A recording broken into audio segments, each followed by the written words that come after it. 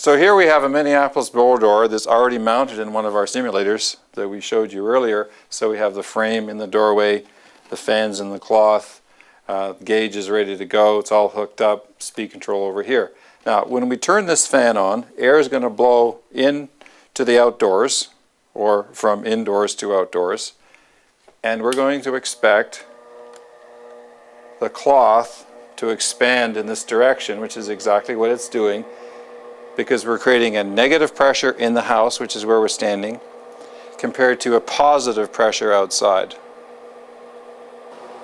So we're going to talk about how the door fan or the blower door actually works. How does it measure flow?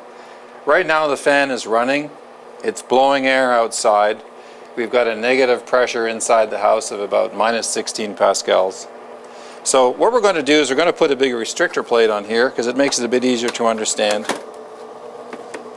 Clip some of these clips to hold it in place.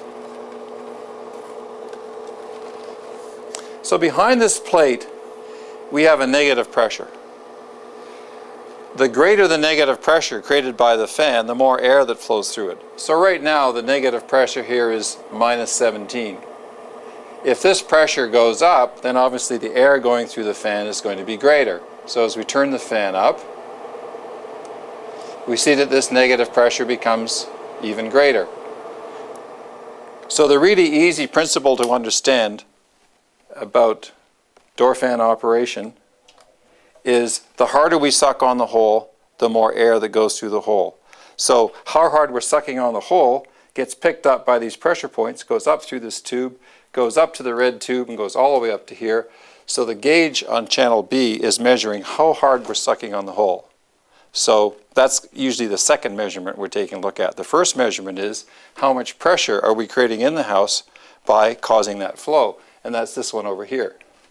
So I will show you very quickly how we translate the flow pressure or the fan pressure in here into flow, and that's quite simple. So again, we turn it on.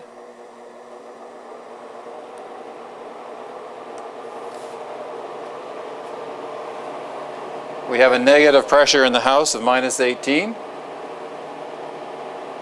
We've got a fan pressure of minus 38, so it's minus 38 over here.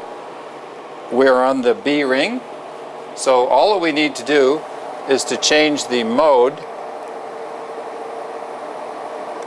to say CFM, and then change the configuration to match the configuration that we have, which is in this case B.